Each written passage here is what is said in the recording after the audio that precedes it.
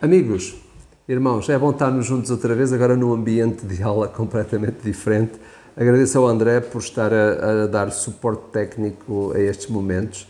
E eu vou tentar premiar entre o áudio e o vídeo, também para não ser muito cansativo. Mas a ideia aqui básica, eu não estou a substituir o vosso trabalho, atenção, eu estou aqui a tentar colmatar aquelas aulas que faltaram, está bem? Portanto, vocês podem fazer mais ou menos como eu ou podem fazer diferente. Mas não esqueçam, alguns já enviaram os seus vídeos e vamos continuar porque há muita riqueza quando nós juntamos o nosso pensamento, está bem? Então, sejam bem-vindos a esta aula. Eu quero pegar na página 58 em diante e, portanto, estamos neste conceito da renovação da nossa mente e é interessante porque esta compreensão acerca da renovação da mente é alguma coisa muito rica naquilo que é a teologia do apóstolo Paulo. Aliás, ele é uma das pessoas que explica melhor este conceito e aquilo que é o papel da mente. A mente aqui que também é associada a um conceito de mentalidade cristã que é desenvolvida nas suas cartas, está bem? Pronto, mas o assunto é haveria muito para dizer, mas vamos situar-nos aqui na página 58 em diante, sempre naquele conceito do que o crente deve saber e o crente deve fazer, que eu espero que isso esteja a ser algo que exercite a nossa vida cristã. A mim tem-me ajudado muito a pensar nisto, não é? Já depois de termos começado esta disciplina, para mim este conceito voltou, o conceito do saber e do fazer é um conceito riquíssimo que nós devíamos conseguir até passar nas nossas relações pessoais uns com os outros, passar para os outros irmãos e mesmo para o conceito da igreja, não é? Nós esquecemos que nós vivemos numa cultura e numa mentalidade religiosa que está muito mais baseada no fazer do que no ser, não é? E no saber. E acho que isto aqui é uma coisa que tem que ser contrariada, não é? Ainda hoje, quando falamos com pessoas que não têm a mesma fé que nós percebemos que basicamente o conceito de fé está sempre alicerçado no fazer. Mas nós sabemos que o fazer não é tudo para Deus. O fazer, na verdade, tem que ser o resultado do ser. Pronto, e este conceito é um conceito que vale a pena nós desenvolvermos mais.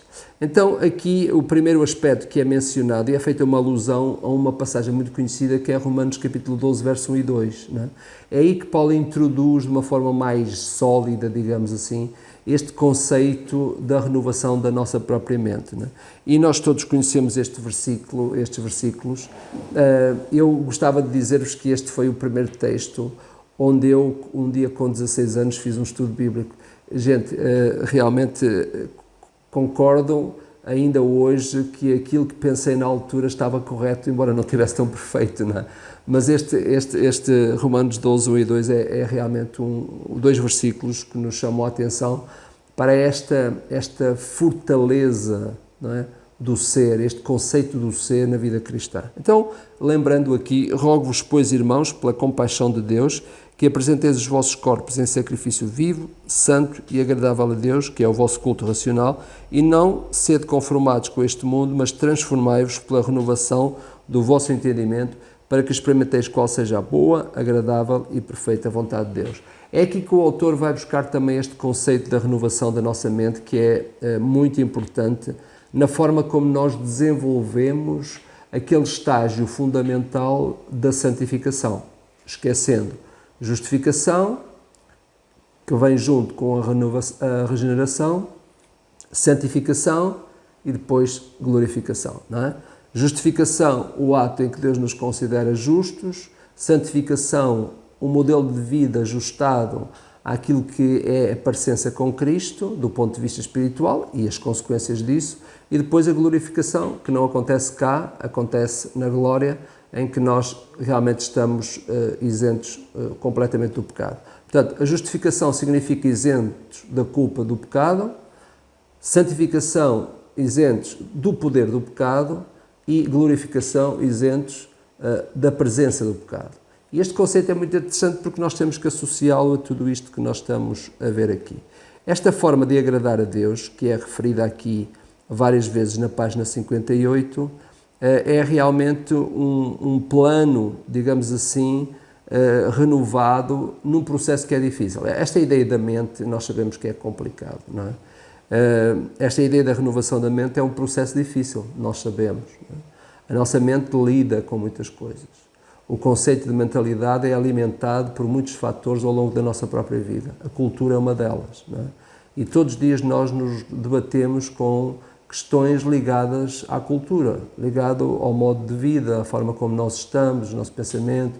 Recebemos influências da nossa família, do meio social onde estamos, do emprego onde trabalhamos, da igreja onde estamos. Então há muita influência que chega a nós e nós às vezes nem conseguimos compreender a dimensão dessa influência e muitas vezes também não conseguimos compreender como é que a nossa mente lida com muita coisa ao mesmo tempo, com muita informação e muita coisa que chega e, portanto, como é que nós podemos filtrar tudo aquilo que chega à nossa própria mente e traduzir em algo que na verdade agrada a Deus. É o grande desafio diário que nós temos, não é?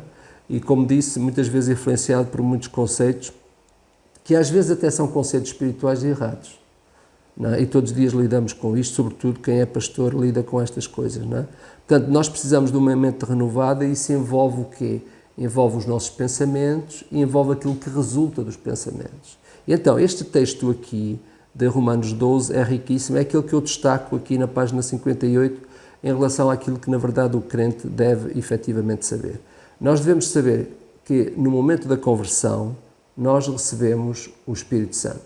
Aqui o texto diz recebemos um novo Espírito, na verdade eu diria que não recebemos um novo Espírito, nós recebemos o Espírito, não é? A palavra novo aqui talvez esteja aqui um acréscimo que pode ser tirado, não é?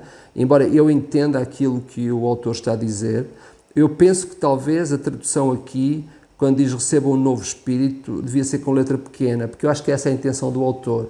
Ele está a dizer que nós recebemos uma nova forma de pensar, uma nova forma de ver as coisas, não é?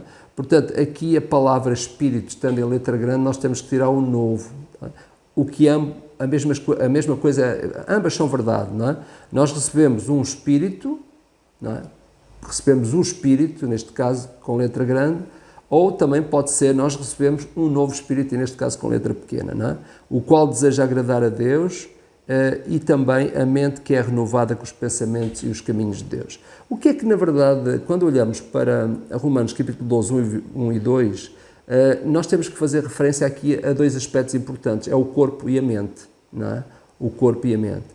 E o corpo e a mente são dois fatores importantes do indivíduo com que Paulo trabalha muito. Se nós olharmos para as cartas, mesmo os conselhos que ele dá a Timóteo e a Tito, ele foca muito a necessidade de ter uma mente ajustada, não é? E um corpo dedicado, um corpo entregue. Isto é, Paulo preocupa-se em dizer aos crentes duas coisas fundamentais, não é? Tu tens que saber lidar com uma mente que é propícia e uma mente que é adequada ao teu caráter cristão e tens que saber utilizar o teu corpo para fins agradáveis a Deus. Portanto, são duas coisas que realmente ele trabalha. E eu acho muito interessante porque depois vamos ver um vídeo aqui que engloba estas duas ideias. E o que é que ele diz acerca do corpo? Ele está a dizer que o corpo deve ser realmente uma espécie de um sacrifício, um tipo de sacrifício. Ele aqui está a pensar no Velho Testamento sem dúvida nenhuma, não é?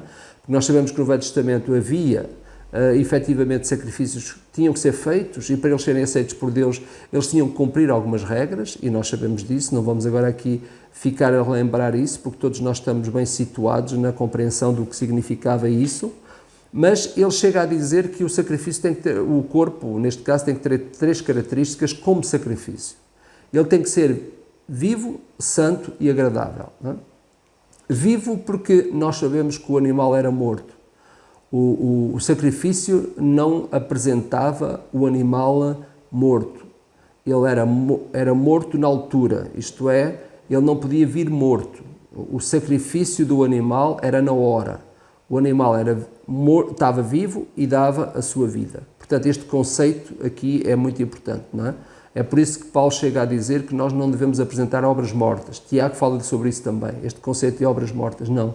Nós sabemos que o sacrifício, para ser aceito por Deus, era realmente um animal vivo, que era também um animal santo, isto é, cumpria as regras, não era qualquer animal, e por isso tornava-se agradável.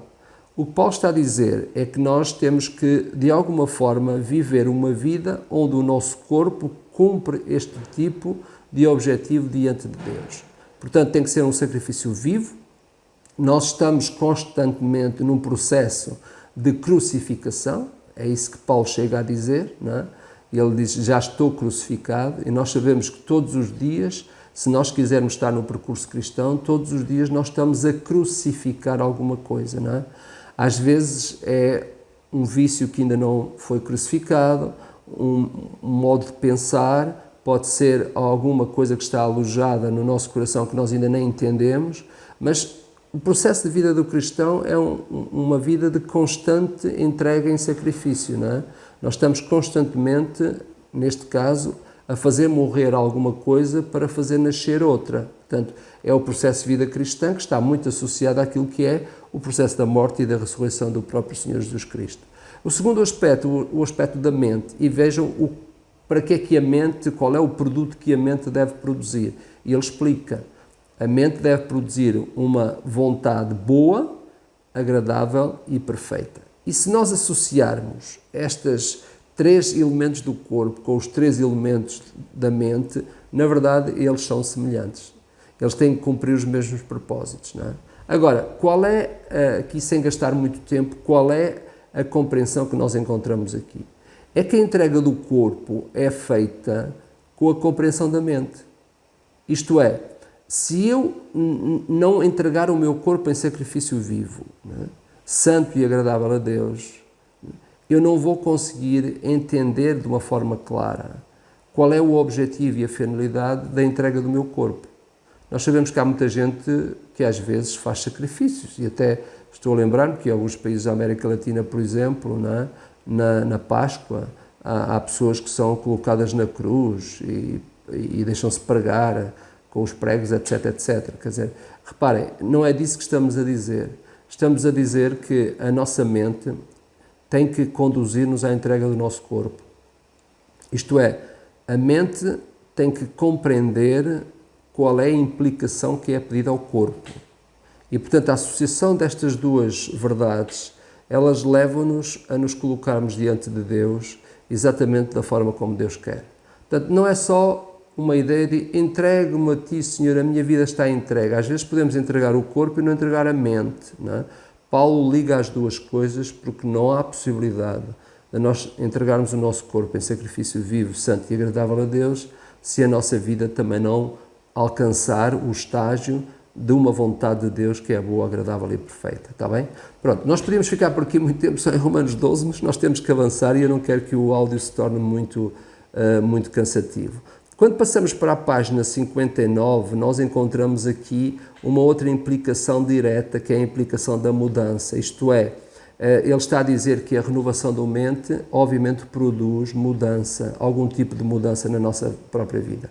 E está a falar dos velhos padrões de vida. É claro que Paulo fala muito sobre isso também, não é? Para Paulo, ele não compreende uma teologia sólida se não houver mudança. Isto é, Paulo acha que, efetivamente, o modo de vida está perfeitamente associado àquilo que é a nossa forma de estar, a compreensão de quem somos, a natureza que recebemos, etc, etc. E, portanto, é muito interessante pensar sobre isto e a forma como realmente a palavra de Deus nos deve realmente influenciar. Agora, este conceito de mente renovada, que nós podíamos dizer uma mente redimida, podíamos falar também que há muitos cristãos que às vezes têm uma mentalidade pouco redentora. O que é que isto quer dizer? Quer dizer que às vezes nós admitimos uma mudança na nossa própria vida, uma mudança discipulada, digamos assim, assumimos que seguimos a Cristo, mas às vezes seguimos a Cristo com uma mente pouco redentora. Porquê é que eu digo pouco redentora? Porque, na verdade, se a nossa mente fosse transformada ao nível do nosso ser, então seria perfeito. Porquê é que não é? Porque a transformação do ser é a obra do Espírito Santo. A transformação da mente tem que ter a nossa cooperação. Porquê? Porque está associado ao que eu sou, aos meus hábitos, à maneira de estar, à maneira de viver, etc, etc. Portanto, ao mesmo tempo que o Espírito Santo me regenera, nós devíamos de fazer uma associação mais rápida daquilo que é efetivamente a mentalidade redentora. É uma mentalidade que está associada ao trabalho de Deus na nossa vida. E isso às vezes é difícil. Nós temos dificuldade, compreendemos muitas vezes que o Espírito Santo nos está a mudar e a transformar, mas às vezes nós não acompanhamos com a mesma rapidez esta mentalidade redentora, não é? E é por isso que muitas vezes encontramos na própria vida de muitos cristãos ainda certos velhos hábitos que às vezes até são religiosos, que se permanecem ainda na vida da pessoa. Eu vou dar um ou dois exemplos, não é? Não quero aqui ser muito particular para não acharem que eu estou a pensar em A ou B ou C. Mas uma das coisas que às vezes verifico, por exemplo, pessoas, não é, crentes que foram resgatados ao catolicismo. Às vezes percebe-se que ao longo da sua vida, apesar de estarem num processo de transformação, apesar de serem verdadeiros cristãos, verdadeiros crentes, o que acontece é que muitas vezes o seu passado religioso não está totalmente redimido. Não é que a pessoa não esteja redimida, é a sua mentalidade, é a sua mente. A forma como essa pessoa viveu o exercício da sua fé no passado, às vezes custa a realmente ter esta imagem redentora que Cristo traz e que a nova vida traz para nós. Portanto, este aspecto é um aspecto que vale a pena discutir, valeria a pena nós nos sentarmos para falar sobre isso, porque às vezes nós encontramos exatamente esses sinais na vida de muitos crentes, não é? Que não atingiram ainda a compreensão de que efetivamente a mente tem um papel fundamental para acompanhar a regeneração da própria alma, não é? E a alma é redimida, mas muitas vezes a mente não é. Não é porque isso é um processo que nós temos que deixar o Espírito Santo trabalhar, porque mexe com hábitos, mexe com aspectos culturais, mexe com modos de pensar, etc, etc. E, portanto, isto é um fator interessante. Saltando para aquilo que o crente deve fazer, e aqui, ao contrário daquilo que tem acontecido, o que o crente deve saber com aquilo que deve fazer, aqui o fazer toma a dianteira. Vamos então, primeiro aspecto, é colocar a sua mente nas coisas de Deus e não nas coisas do mundo. Aliás, Jesus chamou-nos a atenção para isso, não é? Nós devemos buscar o reino em primeiro lugar. E o reino é tudo aquilo que tem a ver com Ele mesmo. Tudo aquilo que tem a ver com esta nova forma de estar, não é? Este conflito entre aquilo que é de Deus e não é. Nós vemos mais à frente, no tópico a seguir, que as próprias cartas de João falam muito sobre isto. Esta ideia da amizade do mundo é inimizade contra Deus, não é? E, portanto, é um conceito que nós temos que aceitar, porque nós temos que colocar a nossa mente nas coisas de Deus. E isso às vezes não é fácil, não é? Muitas vezes nós vivemos vidas cristãs muito baseados naquilo que parece. Jesus foi muito claro nisso, quando disse que nós devíamos investir nas coisas que não parecem, coisas que são acumuladas na eternidade e fatores que contribuem para aquilo que é o galardão de cada um de nós. E, portanto, desculpem que eu estou tão entusiasmado que nem fui passando, não é? Aqui os slides, não é? Mas pronto, vamos lá à questão do fazer. Então, esta ideia de aplicar a mente às coisas de Deus e não tanto às coisas do mundo, não é? Segundo aspecto, é fazer com que a mente se concentre naquilo que é bom, puro e agradável. E aqui nós temos a referência a Filipenses 4:8, e é muito interessante quando Paulo escreve esta carta aos Filipenses, ele está realmente num contexto adverso para ele, um contexto difícil, está na prisão, e esta é chamada a carta da alegria, porque ele, apesar da circunstância em que ele está, que não é fácil, ele procura trazer à tona, não é, da sua própria vida, aquilo que são os fatores que, na verdade, têm a ver diretamente com a nova forma, a nova natureza que ele tem. E isto é uma coisa interessante, porque às vezes nós admitimos que temos uma nova natureza, mas não deixamos que ela se sobressaia, não é? Às vezes deixamos que sejam as outras coisas ligadas ao pior que nós temos, muitas vezes. É por isso que Paulo então chega a dizer tudo o que é puro, amável, boa fama, etc, etc, e ele chega a dizer, nisso pensai. Portanto, a ação aqui do pensamento, a ação da mente, a ação de uma mente renovada, transita-nos para aquilo que é bom. e não para aquilo que é mau. Porquê? Porque esta nova natureza em Cristo não contribui para alimentar o que está errado em nós, o que é velho. Não. A nova natureza em Cristo contribui para alimentar o que é novo. Não é? E, portanto, aquilo que tem que ser novo na nossa própria vida. Não é? Depois, esta ideia de reconhecer que nós temos uma mente, a mente de Cristo. Paulo chega a dizer isto em 1 Coríntios 2,16. Não é? Ele afirma, nós temos a mente de Cristo. E é interessante porque isto daria para ficar aqui muito tempo. O conceito de mente de Cristo não é mais uma mente absorvida pela minha velha natureza, é absorvida pela nova natureza que o Espírito Santo, na verdade, trouxe. E depois aqui há um conceito interessante. Como é que é possível manter a mente de Cristo? É porque esta nova natureza não é estática. A nova natureza que o Espírito Santo trouxe, ela é dinâmica. Ela não só veio para a minha vida, mas ela é alimentada todos os dias pelo Espírito. Portanto, isto é um fator que valeria a pena nós ficarmos aqui mais tempo a pensar, não é? Porque o Espírito está em nós. Ele é dinâmico, ele não é estático. Portanto, tudo o que o Espírito Santo faz na nossa vida contribui para o tal dinamismo que tem que acontecer, que não é outra coisa senão uma mudança interior que acontece interiormente e que se expressa exteriormente. Não é? É este o trabalho do Espírito. É por isso que eu não acredito muito nessas manifestações que nós às vezes vemos. Porquê? Porque elas podem ser exteriores e não ser interiores. É por isso que às vezes parece ser trabalho do Espírito fora, mas depois pode não ser dentro. Percebem? Portanto, eu não acredito numa transformação que aparece exteriormente sem que ela seja interior. Mas pode acontecer. Pode acontecer. E às vezes nós nos enganamos a nós mesmos, porque a mesma natureza que veio para nós, através do Espírito, potenciou-nos. Isto é, trouxe potencial. Portanto, esse potencial que traz, muitas vezes pode aparecer, não é? Como o potencial trazido pela nova natureza, mas não estar a ser vivido de uma forma interior. Isto é, a transformação pode apresentar-se exteriormente e não ter um vínculo direto do ponto de vista exterior. Não sei se estou a complicar ou não, mas esta ideia da mente de Cristo, para mim, é exatamente isso. Não é tanto aquilo que aparece na minha vida, mas é aquilo que aparece na minha vida como resultado do que aconteceu anteriormente. E reparem que a vida do cristão não é outra coisa. Não é? Logo na conversão, passando pelo batismo, todo o processo de santificação, o que é? É realmente eu parecer-me com Jesus num primeiro estágio, naquilo que é a transformação dentro do meu próprio ser. Portanto, não é tanto aquilo que eu faço, é mais aquilo que eu faço como resultado do que eu sou e das grandes mudanças que se dão em mim.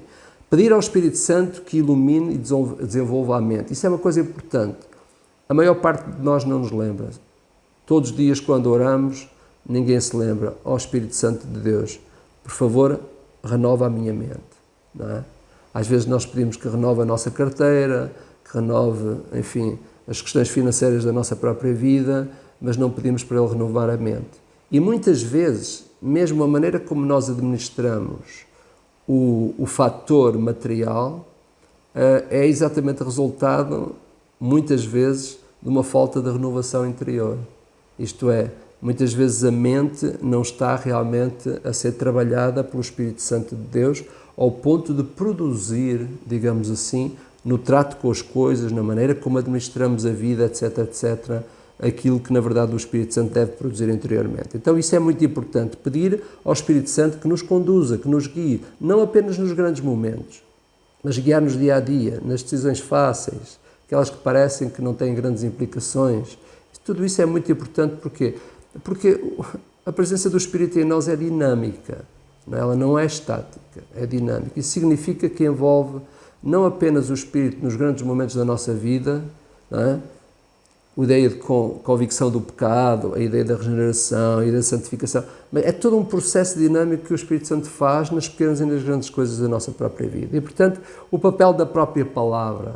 Eu gosto muito deste texto onde Paulo diz: a palavra de Cristo habite ricamente nos vossos corações. A palavra rica ali significa em grande qualidade e quantidade.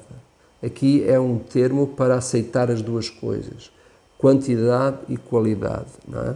Portanto, habite ricamente nos vossos próprios corações, não é? Por outro lado, também esta ideia de nós sermos pessoas que levamos cativos a obediência a Cristo, não é? Esta obediência a Cristo vem pela palavra, como nós sabemos. O próprio Lutero dizia que a minha mente está cativa da palavra de Deus. E nós devíamos viver este tipo de mentalidade também, não é? Quando ele é confrontado, não é, com o tribunal religioso daquele tempo e vai perante eles e tentam tirá-lo daquilo que é a determinação dele em relação à própria fé, e ele chega a dizer isso: a minha mente está cativa da palavra de Deus. E nós precisamos de ser seres cativos do Espírito Santo, cativos da obediência a Cristo, cativos do papel da palavra e daquilo que Jesus nos pediu, não é? Depois, esta ideia de rejeitar o pensamento do mundo, não é? E sermos capazes de interromper, não é? Interromper aquilo que é o processo que muitas vezes está a dar na nossa mente em relação ao conceito do mundo. Nós vivemos no mundo e o que é que nós temos que fazer? Constantemente o cristão tem que fazer um reset à programação que nos é trazida. E usando estes termos agora, não é? Nós temos que fechar o computador da nossa mente, aquele que está perfeitamente associado ao modo de estar, ao modo de vida. Porquê? Porque a tal informação que entra todos os dias, não é? Aquilo que nós vemos através dos nossos sentidos, e tudo isso entra, não é?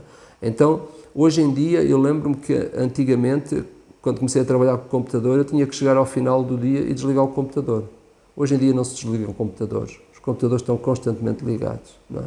Às vezes eles apresentam alguns problemas exatamente por isso, não é?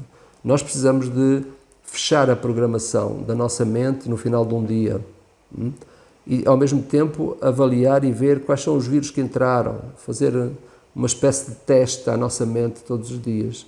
Como é que foi que a minha mente hoje trabalhou? O que é que eu vi que não devia ter visto, não é? O que é que entrou dentro de mim, etc, etc. Pode parecer uma coisa muito espiritual aquilo que eu estou a dizer aqui, não é?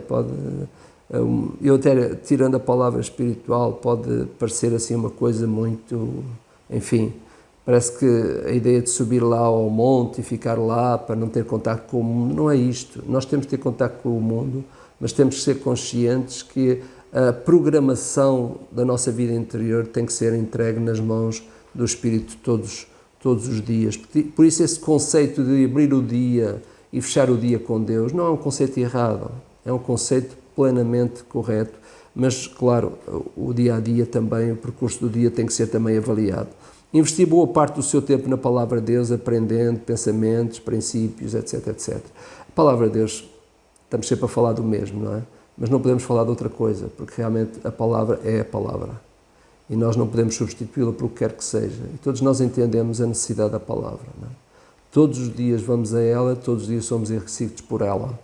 E, portanto, não há outro meio, não é? Falamos com Deus, relacionamos-nos com Ele, procuramos aplicar com a ajuda do Espírito aquilo que a Palavra de Deus diz.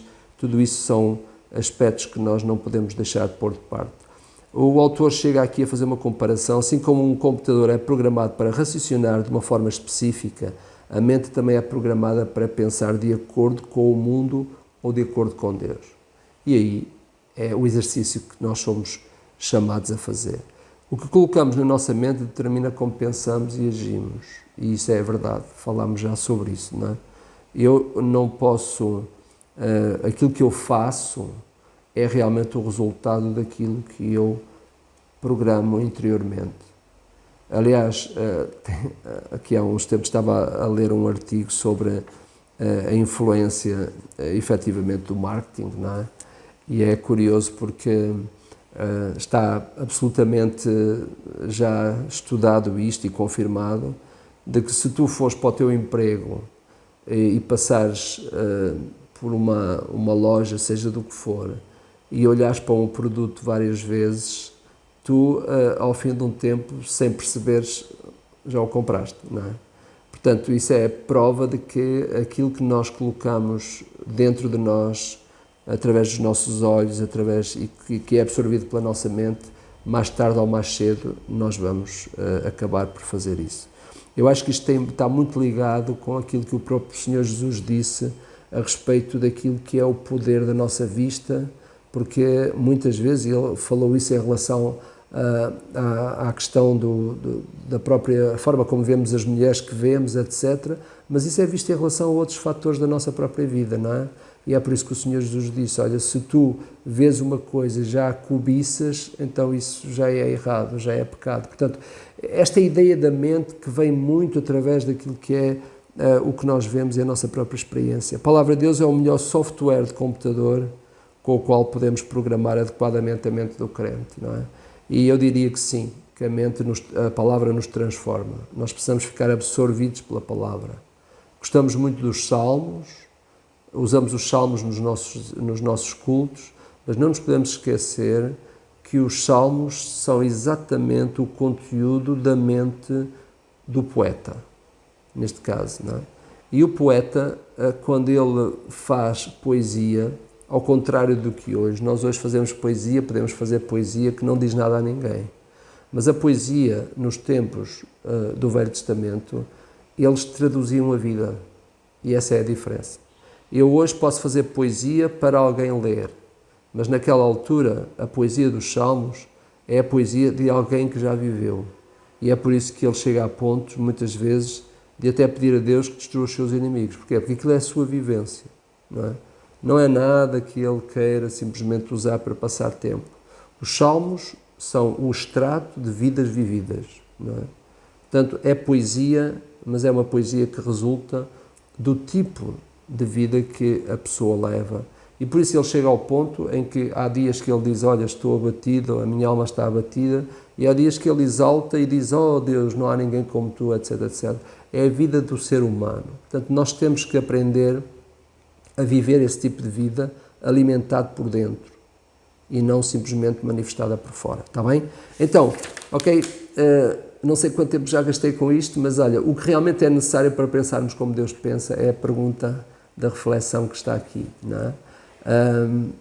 Penso eu, não quero dar resposta, mas penso que temos falado aqui sobre alguns aspectos importantes para nos ajudar a chegar à resposta para esta pergunta, não é?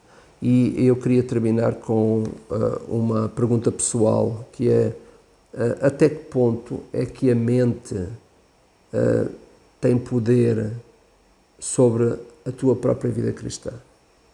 Até que ponto é que a mente é usada, digamos assim, para trazer glória a Cristo? Sabendo nós que a mente é algo que precisa ser de Cristo. Não só porque é dele, mas porque deve ser como a mente dele. E aqui voltamos outra vez àquele conceito que temos falado. Não só nós andarmos com Deus, ou andarmos com Cristo, mas andarmos como Cristo. E eu penso que aqui, encerraria aqui com este conceito para nós também podermos pensar. Um abraço.